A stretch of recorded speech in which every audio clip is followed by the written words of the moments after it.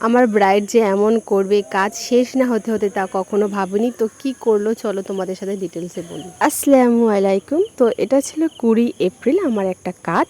তো হঠাৎ করে আমার কাছে বুকিং আসে এবং আমি সেটাকে কনফার্ম করি। ব্রাইডের লোকেশন আমার বাড়ি থেকে 1 থেকে 2 ঘন্টা দূরে। যেহেতু এখন ভোটের সময়, তাই অনেক জায়গাতে নাকাবন্দি চলছে, কোথাও গাড়ি চলাচল হচ্ছে না। আমার যেতে প্রবলেম হবে বলে ব্রাইড নিজেই চলে আসলো আমার লোকেশনে, আমার বাড়ির পাশে তার একটা রিলেটিভের বাড়ি। এবার বলি আমার ব্রাইড কি করেছে। কোনো খারাপ ব্যবহার বা অন্য খারাপ কিছু না। এই যে তোমরা নিজেই দেখে নাও, আমি যে 2-3 ঘন্টা ধরে বসে এত সুন্দর করে মেহেন্দিটা লাগালাম, আর আমার ব্রাইড আমার 3 ঘন্টা মেহনতের ফল 1 মিনিটেই বাথরুমের দরজায় সাঁটিয়ে দিয়েছে। আমার মাথাটা এত গরম হয়ে গেছিল, আমি কিছুই বলতে পারিনি। যারা মেহেন্দি আর্টিস্ট তারাই জানবে ঠিক কতটা কষ্ট হয়। আমি ভালো করে একটা পিকও নিতে পারিনি, কিন্তু সৌভাগ্যের বিষয় হলো কালার চলে এসছে, কোনো প্রবলেম হয়নি। এমনিতে আমার ব্রাইড অনেক মিষ্টি ছিল এবং শান্ত স্বভাবের। মেহেন্দি করতে আমার খুবই ভালো লেগেছে, একটু নরম চরণ করেনি, বাট ওই একটা মিষ্টি। কেমন হয়েছে কমেন্টে জানাও।